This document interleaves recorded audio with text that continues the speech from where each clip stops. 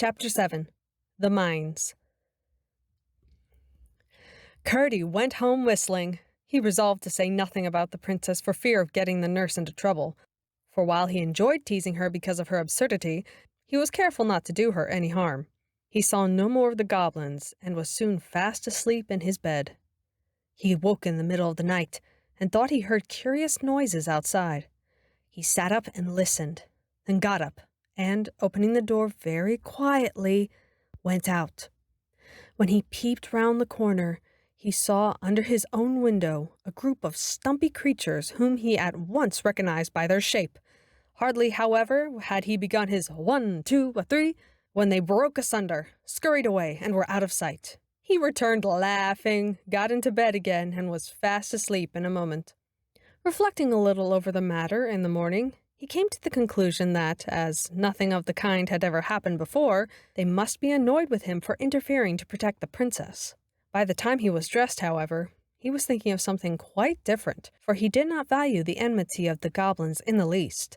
As soon as they had had breakfast, he set off with his father for the mine.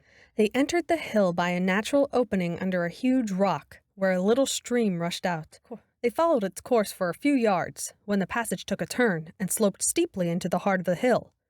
With many angles and windings and branchings off, and sometimes with steps where it came upon a natural gulf, it led them deep into the hill before they arrived at the place where they were at present digging out the precious ore. This was of various kinds, for the mountain was very rich in the better sorts of metals. With flint and steel and tinderbox, they lighted their lamps, then fixed them on their heads, and were soon hard at work with their pickaxes and shovels and hammers. Father and son were at work near each other, but not in the same gang. The passages out of which the ore was dug they called gangs. For when the lode, or vein of ore, was small, one miner would have to dig away alone in a passage no bigger than gave him just room to work, sometimes in uncomfortable cramped positions. If they stopped for a moment, they could hear everywhere around them, some nearer, some farther off, the sounds of their companions burrowing away in all directions in the inside of the great mountain, some boring holes in the rock in order to blow it up with gunpowder, others shoveling the broken ore into baskets to be carried to the mouth of the mine, others hitting away with their pickaxes. Sometimes, if the miner was in a very lonely part, he would hear only a tap-tapping no louder than that of a woodpecker, for the sound would come from a great distance off through the solid mountain rock.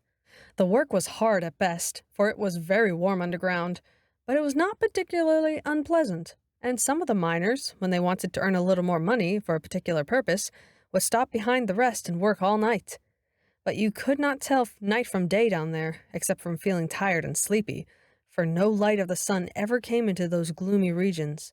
Some who had thus remained behind during the night, although certain there were none of their companions at work, would declare the next morning that they heard, every time they halted for a moment to take breath, a tap-tapping all about them, as if the mountain were then more full of miners than ever it was during the day, and some in consequence would never stay overnight, for all knew those were the sounds of the goblins. They worked only at night, for the miners' night was the goblins' day. Indeed, the greater number of the miners were afraid of the goblins, for there were strange stories well known amongst them of the treatment some had received whom the goblins had surprised at their work during the night. The more courageous of them, however, amongst them Peter Peterson and Curdie, who in this took after his father, had stayed in the mine all night again and again, and although they had several times encountered a few stray goblins, had never yet failed in driving them away. As I have indicated already, the chief defense against them was verse, for they hated verse of every kind, and some kinds they could not endure at all. I suspect they could not make any themselves, and that was why they disliked it so much. At all events, those who were most afraid of them were those who could neither make verses themselves nor remember the verses that other people made for them, while those who were never afraid were those who could make verses for themselves. For although there were certain old rhymes which were very effectual, yet it was well known that a new rhyme, if of the right sort, was even more distasteful to them, therefore more effectual in putting them to flight.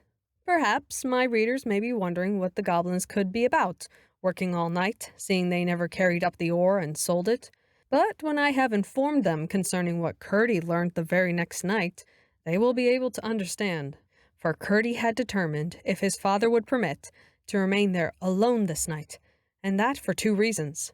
First, he wanted to get extra wages that he might buy a very warm red petticoat for his mother, who had begun to complain of the cold of the mountain air sooner than usual this autumn. And second, he had just a faint hope of finding out what the goblins were about under his window the night before. When he told his father, he made no objection, for he had great confidence in his boy's courage and resources. "I'm sorry I can't stay with you," said Peter, "but I want to go and pay the parson a visit this evening. And besides, I've had a bit of a headache all day." "I'm sorry for that, father," said Curdy. "Oh, it's not much. You'll be sure to take care of yourself, won't you?" "Yes, father, I will. I'll keep a sharp lookout, I promise you." Curdy was the only one who remained in the mine. About 6 o'clock the rest went away, everyone bidding him good night and telling him to take care of himself, for he was a great favorite with them all. "Don't forget your rhymes," said one. "No, no," answered Curdy. "It's no matter if he does," said another, "for he'll only have to make a new one." "Yes, but he mightn't be able to make it fast enough," said another, "and while it was cooking in his head, they might take a mean advantage and set upon him." "I'll do my best," said Curdy. "I'm not afraid." "We all know that," they returned, and left him.